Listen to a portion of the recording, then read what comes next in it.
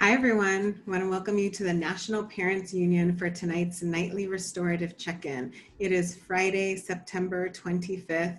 No idea where this time has gone. For those of you who don't know me or are new to the show, I'm Dr. Enjolie Laferrie, but I just go by Enjolie. I really appreciate that the National Parents Union always honors my title. I'm here in Arizona in this beautiful Sonoran desert on O'odham land. And I'm walking into this week feeling kind of a lot of the heaviness of the world's events, even of the topic that we're going to be covering today. So we'll get into that, but I just need to name it, right? I just need to honor like how I'm starting off the show. So the nightly restorative check-in is the brainchild of Marisol Quevedo.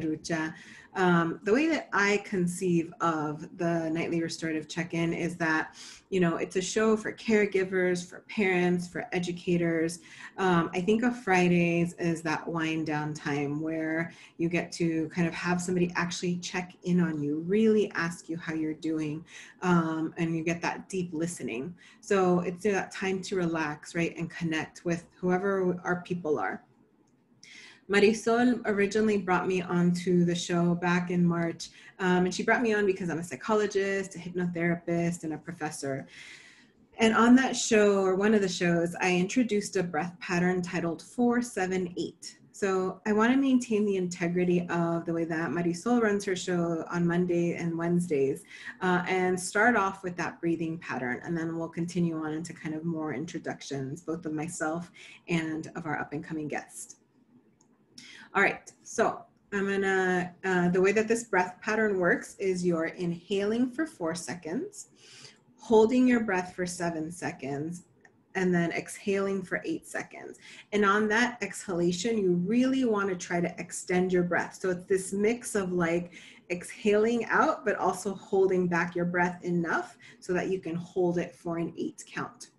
And then we go through that cycle 4 times around. So I will count it out for you. I always say I sound like a little bit of an aerobics instructor when I do it. And I also encourage you to close your eyes or to find like a focal point, just so that you don't get distracted. So when I say a focal point, that can be you looking down towards the floor or your lap, if you're in a space or a place where you don't feel like you can close your eyes. Okay. All right. So let me get myself settled. That always works better when I'm just more still. Let me also, while you all are getting set up, I'm gonna make sure that I share this so that people can see that we're on. Let's start a watch party really fast. So go ahead and start by just taking your natural, normal deep breaths. There you go. And after your next exhalation, as you inhale, we'll start and breathe in for 4, 3, 2, 1. Hold. 2, 3, 4, 5, 6, 7. Release. 2, 3, 4, 5, 6, 7, 8. Inhale. 4, 3, 2, 1. Hold. 2, 3, 4, 5, 6, 7. Release. 2, 3, 4, 5, 6, 7, 8. Inhale. 4, 3, 2, 1. Hold. 2, 3, 4, 5, 6, 7. Release. 2, 3, 4, 5, 6, 7, 8. Inhale. 4, 3, 2, 1. Hold. 2, 3, 4, 5, 6, 7. Release. 2, 3, 4, 5, 6, 7, and 8. All right, so go ahead and open your eyes. Come back to this space. Sorry, I'm messing a little bit with my lighting as well. All right. I hope that you feel centered, right? I always think about this breath pattern as being one that allows us, right, to arrive. In addition, some of the other ways that this breath pattern is effectively used is if you wake up in the middle of the night and you can't get back to sleep, right, try this breath pattern. It actually has some research behind it that it can help you, one, relax, but two, also get back to sleep. Okay.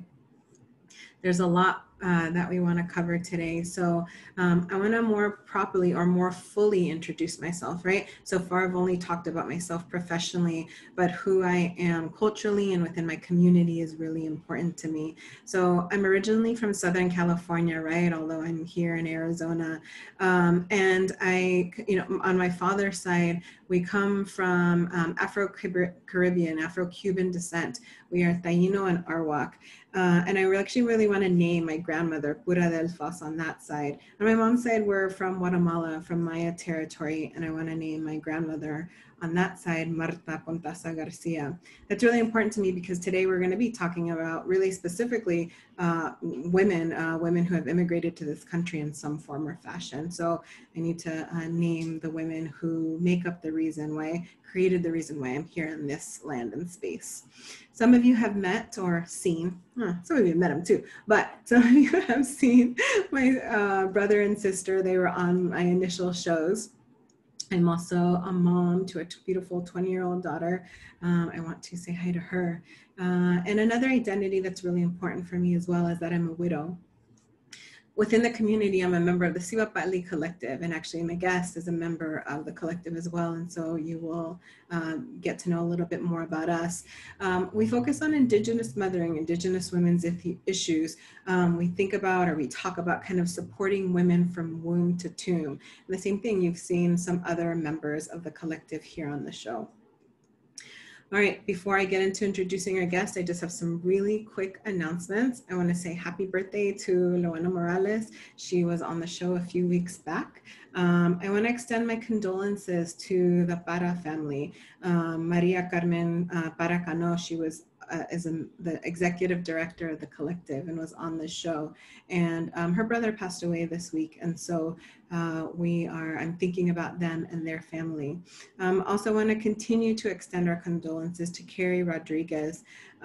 Carrie Rodriguez is the executive director of the National Parents Union. And so her mother passed away last week. There is a lot going on that again explains, right, some of the heaviness.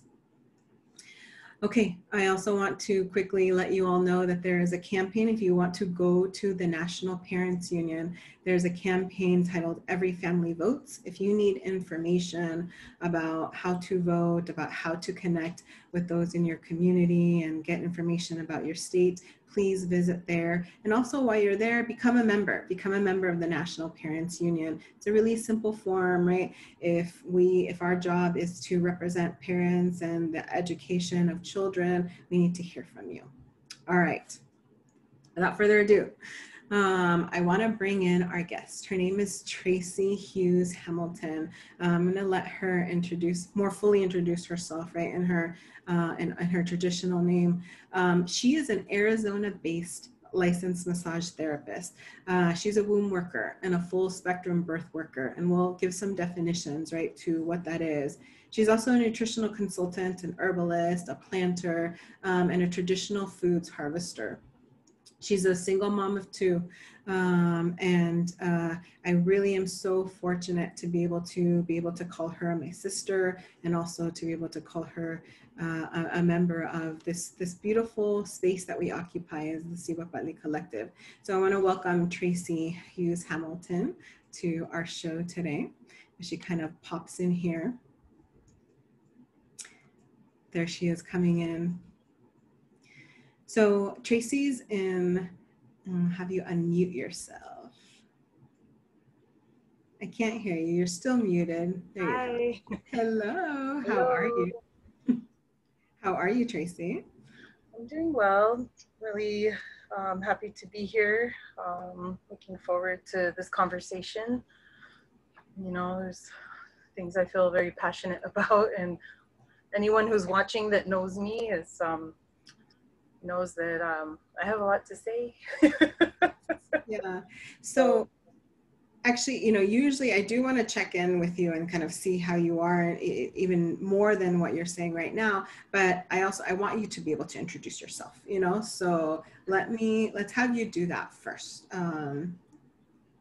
Okay, sounds good. Good evening, everyone. From doorway to doorway, I thank you for coming tonight. You know, I am from the desert lands of the southern United States, and because of that, you know, my mother's side is European and Sicilian descent, and on my father's side, we have Mississippi Choctaw, Mexica, Yaqui, and who knows what else is in there. But and so on my paternal side, you know, the way we were taught is that when you're separated from your community and you're separated from your tribal lands, the relatives near you take you on. And so our Tohono O'odham relatives here took on my dad and taught me in those ways, taught us in those ways. And so I'd like to honor my family tonight in that way. You know, it's been a very beautiful experience growing up the way I did, and so I'd like to speak to that tonight about, you know, those connections I have with my O'odham relatives here, and so, you know, when we talk about women's ways, and when we talk about cultural ways, you know, it's very integrative and holistic and inclusive, you know, and so. The conversation that we're going to have tonight involves that, you know, it involves the inclusiveness, the inclusivity of how we take care of one another and how we adopt one another. And those are the old ways, the old traditional ways, you know, and so, you know, helping one another out and, you know, is really a very passionate thing. And so, so for me, you know, having those two mixtures, you know, and growing up like that, I walked one way in this world and another way in the other world, and so now as a mother and a community member and a respected oh my goodness, what do I call myself? Massage therapist. You know, I really hold to those teachings, you know, and along the way, so many times people would tell me, "Oh, Tracy, you don't know your worth. You have to know your worth." And I speak about this all the time because, you know, in Indian country, we're a lot more humble than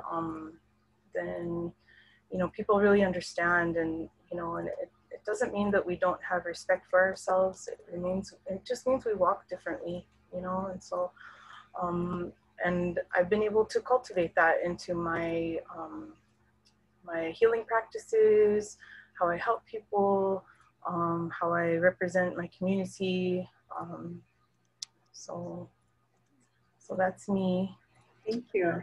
Yeah. Well, and actually, you know, even I have felt some, not hesitation, but trying to figure out the words of how to describe you, because in many ways, you and I have a relationship as sisters, but within the collective, you hold a consejera, almost like an eldership role, you know, with us, although by age, right, you know, we're pretty close. So, you know, I think that's important to talk about and to honor you in that way, because that is the role that you hold. Even though you maybe wouldn't necessarily identify yourself, you know. Yeah. Which we always go back and forth with. Yeah. Well, so we want to talk about today, you know, so what prompted me inviting Tracy to the show is given the information that is coming out about out in Georgia in ICE detention centers about women having hysterectomies performed on them. And like I said, the reason why I'm naming and named, right, my grandmothers is because the reason why I exist in, you know, on this land, because I had two grandmothers who immigrated from their respective countries. Their stories are both of them of leaving their partners, and temporarily leaving their children to kind of make a way to this country. And I always think of perspective. This was in the 50s and the 60s, right? I can't imagine being somewhat of a single woman as far as choosing to kind of leave that marriage, right? Being a single woman, not speaking English, knowing that you need to do something for your children, no matter how they came, how they arrived, right? Whether it was documented or not. For me, that conversation is irrelevant for this conversation. And then later on, sending back for their kids, right? And kind of reuniting or reunifying their family. When I heard about this circumstance, that's immediately who I thought of, right? And that's immediately who I think of, and it can definitely get to places that make me feel really emotional, thinking about my grandmothers being embodied and exemplified by the women who are having anything done to them that they're not choosing, So that's where I'm coming from. Tracy, I feel like we should start a little bit by defining, right, some of your work, and I think one is like a womb worker. I think a lot of people, when we say, the work that you do with us in the collective, maybe don't have an understanding of that. But I know that you say that the connection between chest and womb health is an area of your specialty. Can you describe what that is before you even kind of go into why you're going to be speaking to us about the impact of hysterectomies? Okay. So I have to go back a little bit far to kind of describe what I do, because my only formal certificate is licensed massage therapist. I do have schooling beyond that and what have you, but both my parents have vivid memories of me massaging them and me taking care of them. And so I walk with those stories, and where it led me to is, in my early 20s, I found massage school. And at the time, that was something that was it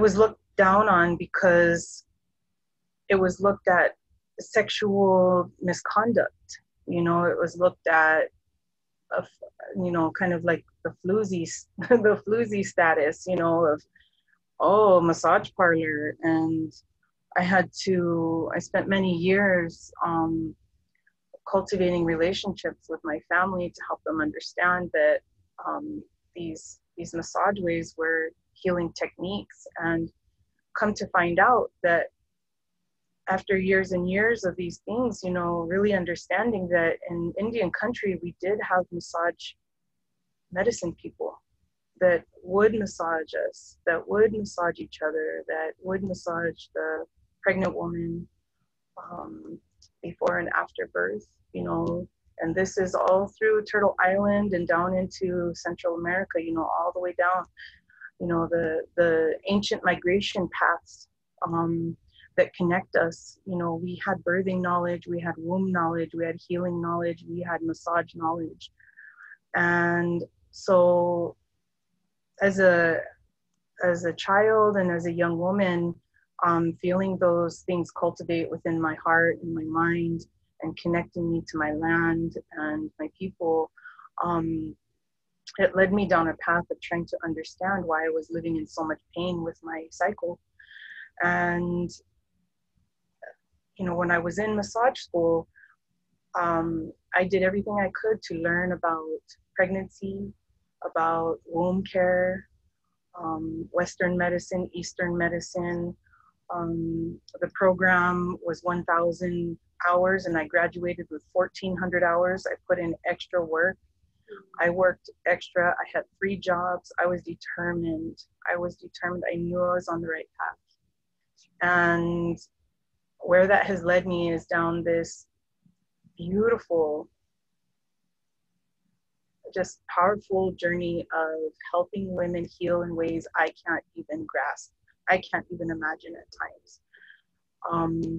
And so, you know, that year of massage school and focusing on pregnancy and postpartum care, that was my first professional experiences with that.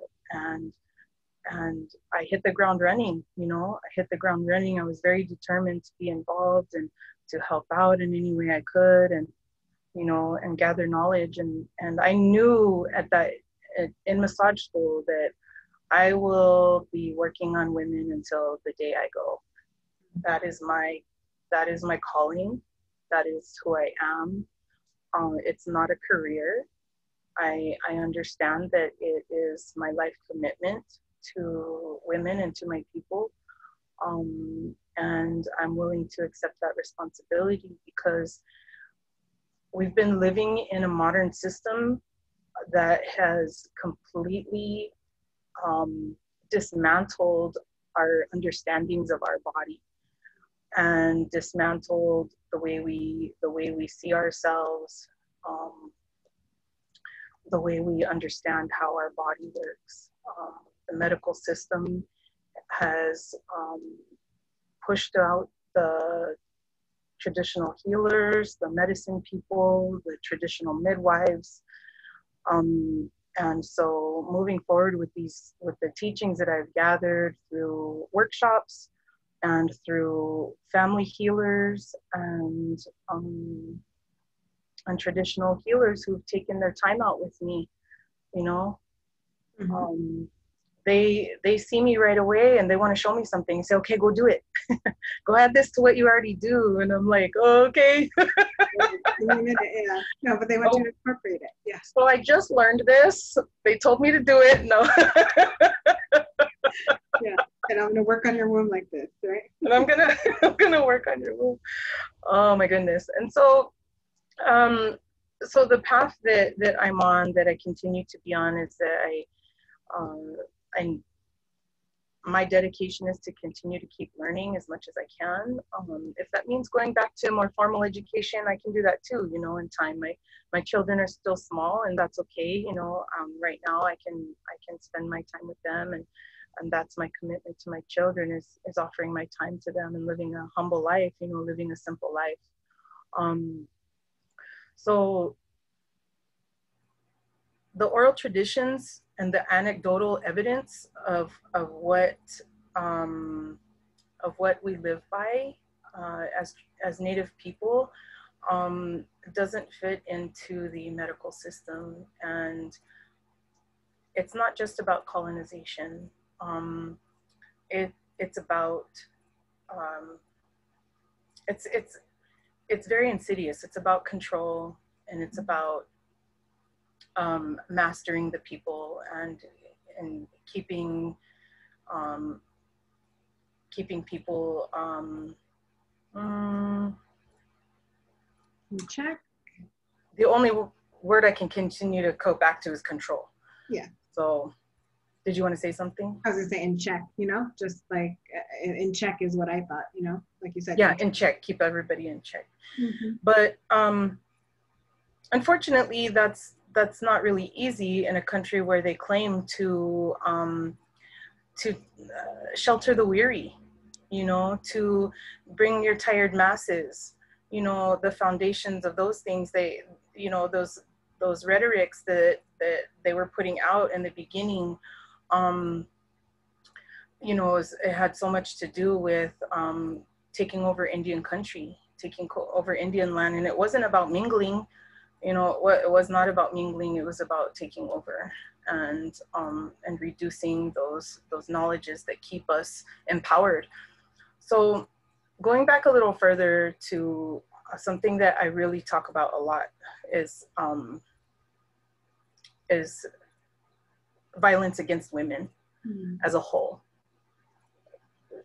Not looking at color, not looking at, you know, somebody's telling me that they're getting kicked off they're trying to watch and they're getting kicked off.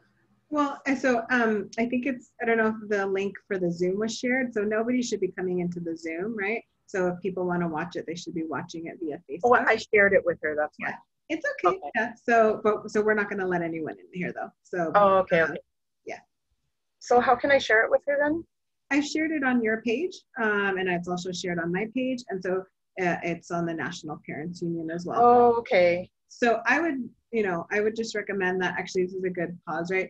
If you're watching this, like, just share this to your page, and then whomever's wanting to watch it, I'm sure they'll be able to see it that way. Also, these are always recorded, so if somebody misses it, they can see it, later on.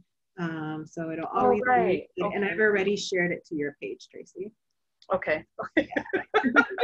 And so I'm like, thank you for letting me interrupt myself. Yeah. So what I go back to so much is the violence against women, and it really is. It's not only all time. It's what was the worst part about it was the witch burnings. And the witch burnings are a very real and tactile thing that happened to women throughout the world. Taking women and taking their knowledge, their abilities to be able to help one another heal, their abilities to birth children, their abilities to help one another birth children, the abilities to, the spectrum is very wide of what the witches' capacities were and how they were embraced by their communities. In our communities, we don't refer to each other as witches. We're medicine people. We talk about each person, medicine people, we have our own, they have their own gift. Each medicine person has their own gift and can't really teach their gift. They can share knowledge, they can help, they can, teach as much as they can to individuals, but you can't teach your gift, and so each woman that carries these medicines and carries this old traditional knowledge has had to keep it in secret for the last 700 years, with colonization. So it was the witch burnings were happening before, and then that knowledge and those and that violence of the women came with the colonization.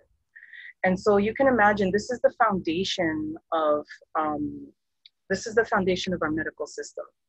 Because when you look at the word hysterectomy itself is hystera means womb. It means uterus in Greek. And so when you're a hysteric woman, your womb is malfunctioning, is unbalanced, and is, so that conversation already, just that in itself, is a violence against women. Because women are hysterical. Don't be hysterical. Don't go into hysterics. All those things. When a woman's womb just needs to be healed, and it needs to be given that time and that understanding, that acknowledgement. Those old traditional ways. Our bodies haven't changed for 10,000 years. You can't tell me that we walked around in the pain and the anguish that we walk around in, only to have our wombs removed. So that 10 years later, 20 years later, we need another surgery to clear out the scar tissue, to clear out the damage that was created by that first surgery. You can't tell me we had those ways. Yeah. And that's actually, in the conversations that I've had with my family, and you've actually worked on quite a few, like I was talking with my sister, Leilani, about it. And that was our immediate thought, aside from one being violated, right? And as you said, the violence enacted, right, on bodies when you're undergoing a surgery that you did not elect. Then the aftercare, of just anyone who knows somebody who's experienced a hysterectomy. One, it's not a small procedure. Two, there are a lot of instructions and a lot of implications, things that you have to do to care for your body. It impacts you in so many ways, hormonally, physically, etc., mentally, emotionally. And then as you bring in, right, it has a spiritual implication as well, that if these women didn't know they were signing up for this, then how do they prepare themselves for that? How do they cope with that, right? Because even with somebody going into that surgery with their eyes open, right, it's a big shift. And yeah, that's the space that I'm in, you know, aside from that of like caring for oneself afterwards. Mm-hmm. Yes, so the care afterward, it depends on exactly what was removed, you know. It's really important that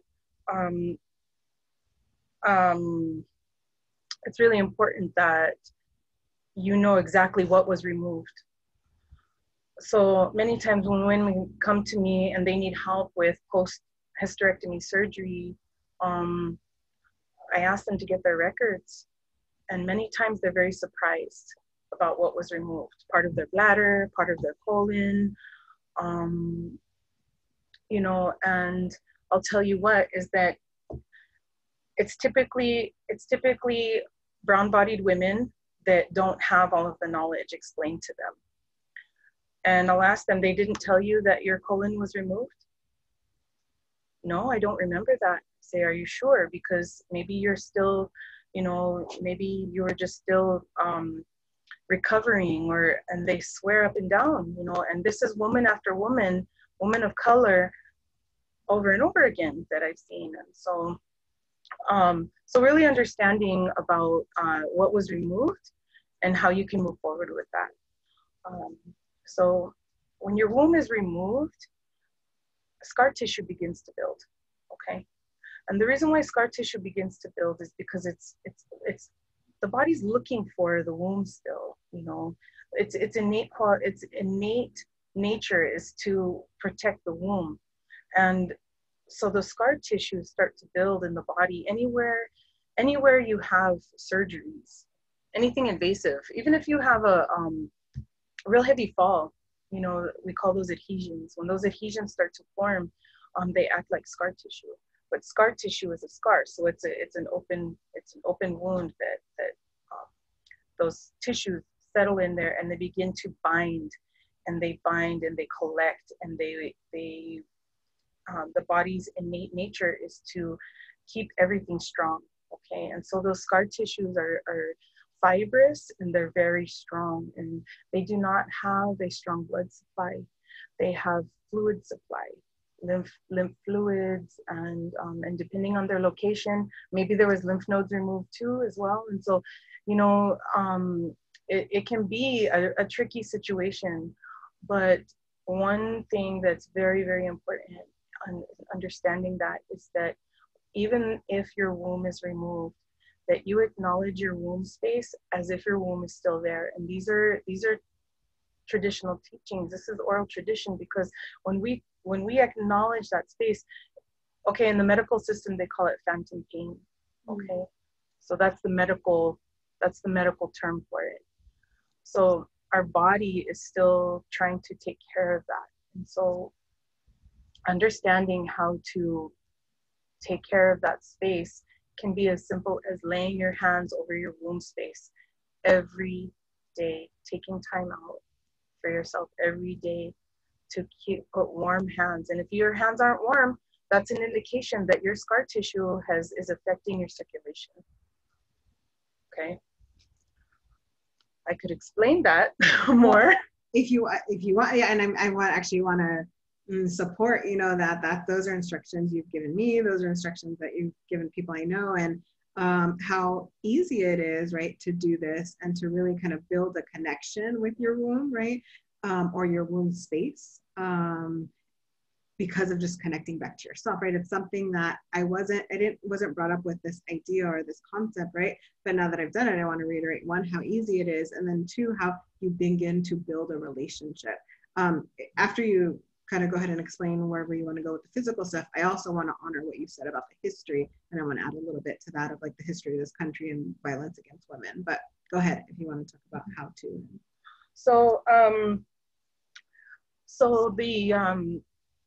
the quality time that we spend with ourselves is about that self-love that was taken from us. You know, especially as brown-bodied women, we see ourselves as strong. We see ourselves as we can get through anything because we've experienced the worst. And so what happens with that is we put ourselves aside and we don't do the proactive work that white women do. Caucasian women are very, you know, the majority of them are very proactive in their self-care. And sometimes in brown bodied cultures, we go, oh, they always have an issue. They always have a problem. But the teachings that they grow up with are similar teachings to what we had of self-preservation. It was just taken from us. And we have to remember the foundations of those things because we are strong women. We do have a lot of brown-bodied women, a lot of brown-bodied folks do have high pain tolerance, but that doesn't mean we don't feel pain. It means we feel it differently because we've been through so much very recently. Yeah. Very recently. 700 to 100 to 50 to 5 minutes ago, you know? Yeah. So. Well, and I want to connect to, you know, you said, so yes, that's what, you know, so I don't always talk about all the spaces that I occupy, but because I teach gender psychology, my dissertation was actually birth related, right? Looking at kind of women's sense of maternal competence. So how confident they felt as mothers, right? After their child was born.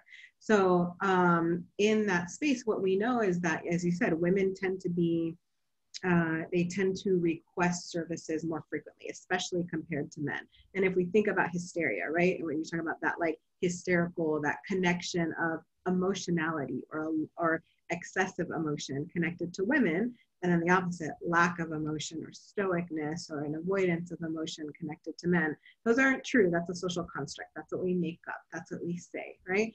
But if we have, right, a medical establishment seeing women as being overly emotional, we have Black and brown bodies, like you said, that maybe have a higher pain tolerance.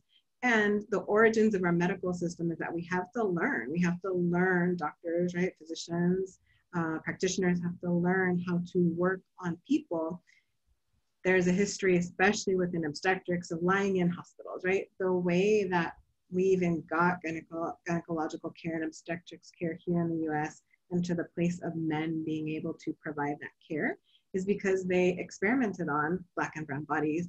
Yes. They experimented on women who maybe were of lower socioeconomic status or unwed, right? So yes. That's what it pulls up. Like you can even hear that shake in my voice, you know, like that's what it pulls up for me and why this topic is so important, scary, awful, like all of these connections that you're speaking of that trauma in our DNA. So I just wanted to kind of add that, you know, to what you were saying, and allow you to kind of go in whatever way you want with that connection of to that conversation. Yes, you know, there's policies, there's oral evidence, women who've shared stories, women who've entire family and community of brown women, Black women, that they don't have menopausal teachings because all of the women were sterilized, you know, and their entire family, you know, those things. And so, you know, it's been systematic. You know, in the 70s, there was a law enacted across Indian country to sterilize Indian women. And this is in the 70s. I was born in 1973. And I'll say, even this is occurring currently there in California within the prison system, women, right? There's a case in 2014 that was occurring, but there's lots more examples I can give, but let me let you finish. Right. And so what it really comes down to is informed consent, you know, informed consent of what is happening with the woman's body. Sometimes hysterectomies does save lives. I'm not going to say that it doesn't, but I'm going to say first, can we find out the full spectrum of why women are experiencing the unbalance, the chronic and acute and painful and awful situations that have led them to this decision and or led them down that path. And I'll tell you what, you can look right now on you can search on the internet right now. You can look up testicle doctor, prostate doctor. You can look up penis doctor. You can look up dick doctor.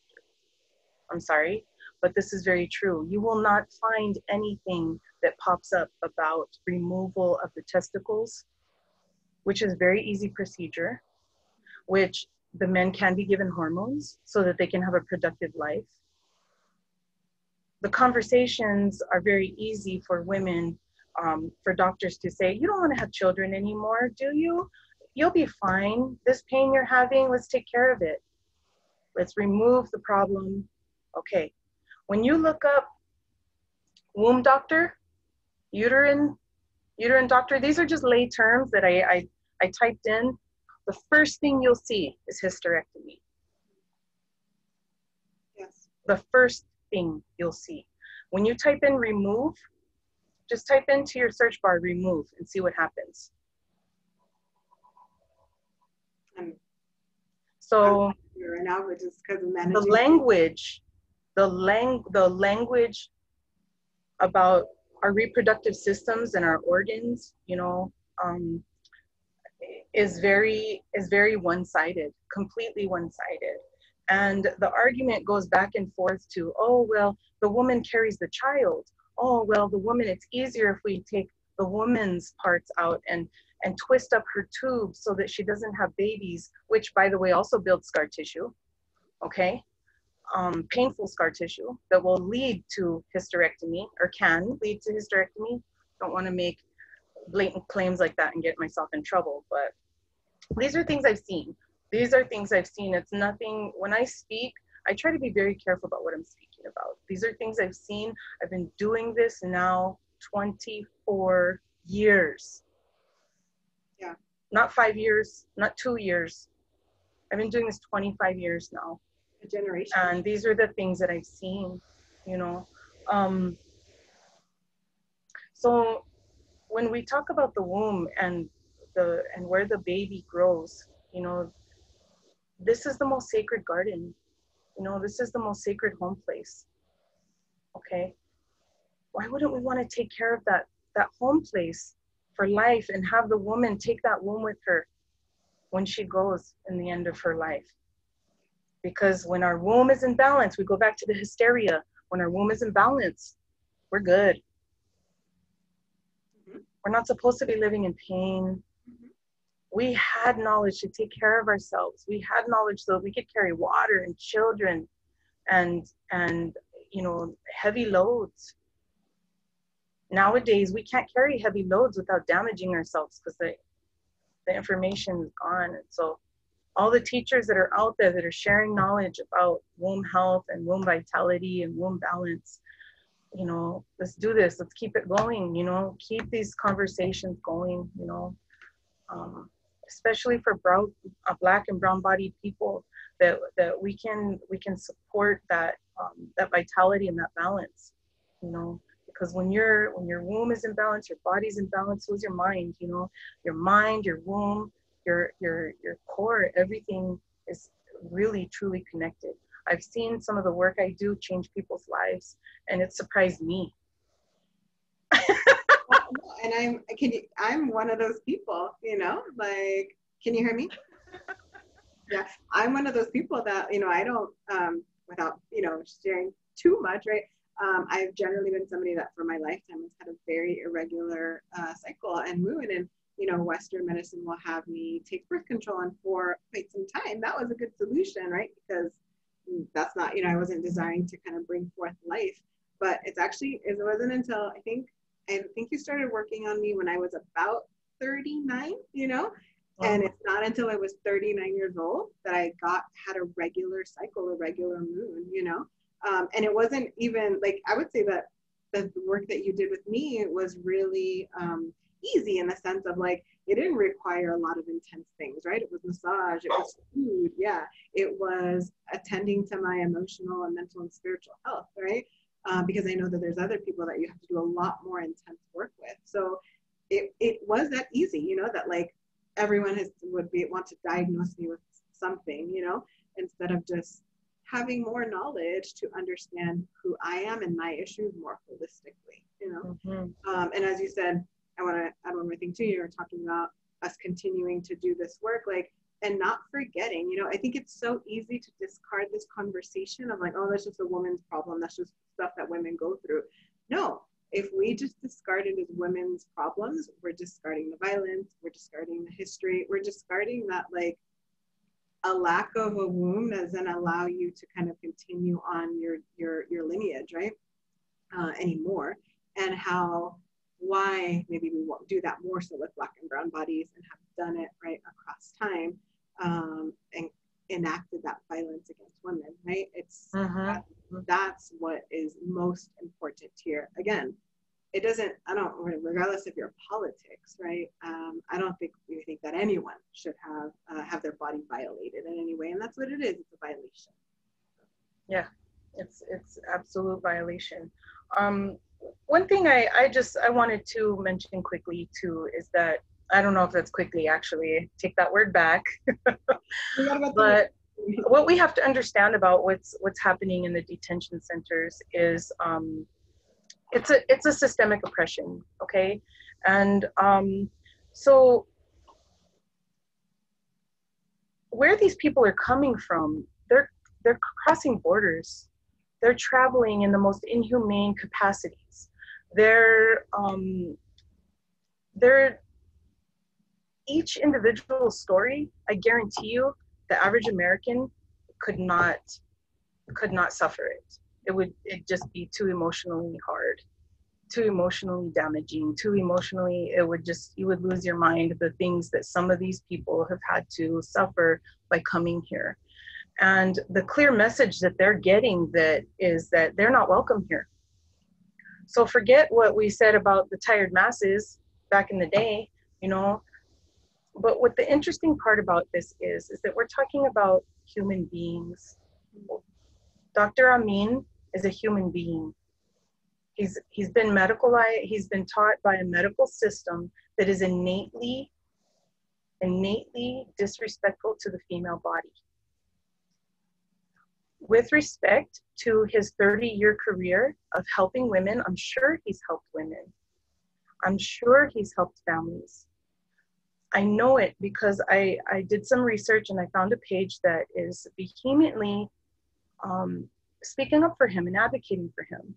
And mostly Caucasian women, but there were Black women on there. I didn't see any Hispanics or any Native American, but that's okay. What I wanted to understand is how he's affecting his community. And what I do understand, what I do know is that as an OBGYN, you do not have to be board certified to be a doctor. It behooves you, it's a good idea, you have more clout, you have a higher reputation down the line, all those things. But that being said, this is a symptom of a really big problem of detention centers that are already having an issue with keeping people well. Detention centers are not medical facilities. The federally funded private detention centers are not medical facilities. So when women in there are crying out for help, brown-bodied women throughout America, when we are crying out for help, we are hushed. Mm-hmm. We are told that we're not welcome by the messages. Where is the pro-life movement right now? Where are their comments? Where are those things that are happening out there? In God we trust. Where are those things? Where is that sanctity of that woman's life? Where's the sanctity of that woman's life? So as the investigations, reveal exactly what's going on, and hopefully they will, hopefully the truth will come out that it was a mistake. But I give Ms. Woodin so much credit for doing what she had to do. She saw an injustice and she stood up and she spoke about it. And I give her credit for that, because it is not easy being a whistleblower. And I don't want to be a whistleblower, but I'll tell you what, the systemic of oppression of women on the medical table is all time, and it's still here today, and it keeps happening. And there are other ways, and we have to continue to look. We have to continue to ask questions. We have to be willing to advocate for ourselves, for our informed consent. We spend time with our bodies every day, doing random errands, putting on makeup, whatever we got to do. Spend that quality time with your womb to protect it, to understand that ancient knowledge, you know. And that's really what we got to do. If we're gonna help brown-bodied women help each other understand the implications of what we're looking at, this is an all-time systemic oppression. This is not just these detained women. And I know when you bring up, you know, brown bodies, I know it's, and you've said this, it's also Black bodies, right? So yes, you know, I'm sorry, I keep yeah, no, I don't mean it. But it can, when we think of issues of immigration, we have a brown image in our mind, and there's lots of recent reasons why we have brown images in our mind. You know, at other times we've had yellow images or different colored images, right? So the point is, right now we have a brown image in our mind, but there are Black women, right? There was a woman from Cameroon who had a hysterectomy performed on her, right? So this is impacting Black women as well. And it's not, I don't say that in any way in competition. I say that to say that it's impacting all of us. And so don't get caught up in the polarization of this issue, the way that it's described. Also acknowledging, as you said, Ms. Wooten, right? The person who was the whistleblower, right? That saw really the humanity. And that's another piece, right? If we can humanize individuals, people are people. If we see the humanity in them, then we don't allow for injustice to occur as easily.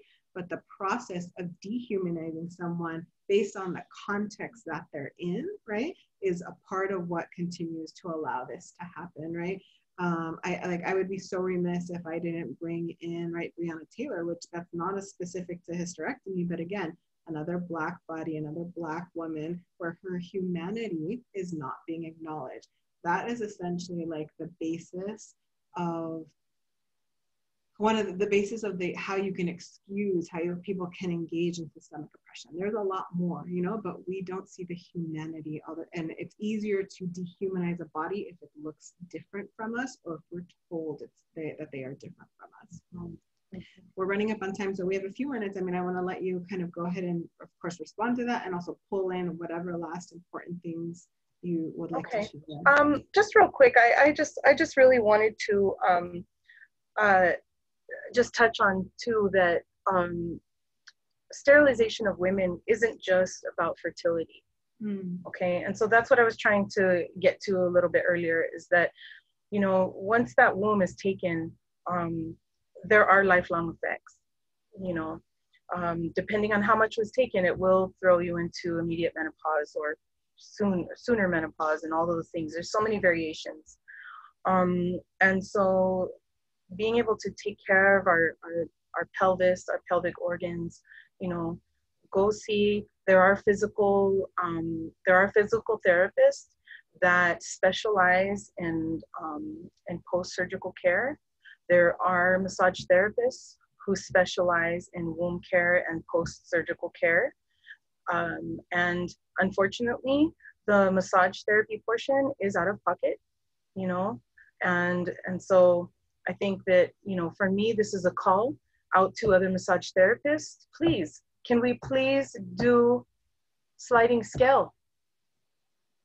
Our services are deeply needed throughout America, throughout women country, throughout Black and brown and yellow women country, you know, so that we can provide these services that are unattainable for people without a lot of money, you know.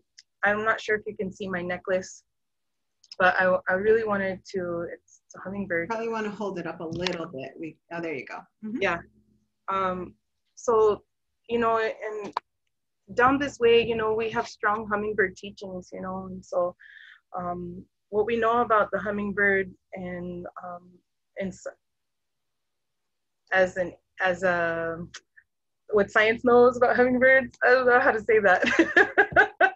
But we know that that hummingbirds will travel, you know, real far distances, you know, throughout the Americas. And so I wear this hummingbird tonight in honor of the women that have been feeling these injustices, and understand that, you know, when you see that hummingbird out there, you know, let that hummingbird bless you. Let that hummingbird take care of you, and know that you have that deep internal knowledge to know how to take care of yourself. Just give yourself a little bit of time. Look into your own culture. Look to your culture. And if it doesn't match up with your current lifestyle, maybe look at it a little bit differently, and keep asking around, because sometimes those old wise tales, they really do mean something. They have a place in our lives, and we just have to figure that out sometimes. So so in honor of, you know, relatives that I have on the other side, I wear this hummingbird tonight too. You know, those how those hummingbirds come and visit us when we feel lonely, you know. There's so many sacred teachings with the hummingbird, and so I just pray that that hummingbird will visit those women, you know, will visit those women behind the fences and behind those walls, and take care of them. And they will remember their traditional knowledge, you know.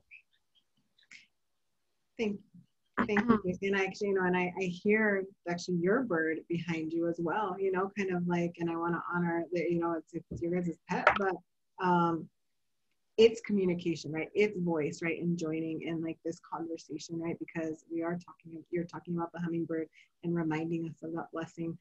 Tracy, I want to extend the same for you, you know, just a ton of protection, a ton of, you know, just all of the things that you need to be able to be happy, healthy, whole, to have your children have the happy, healthy, whole life that you want for them.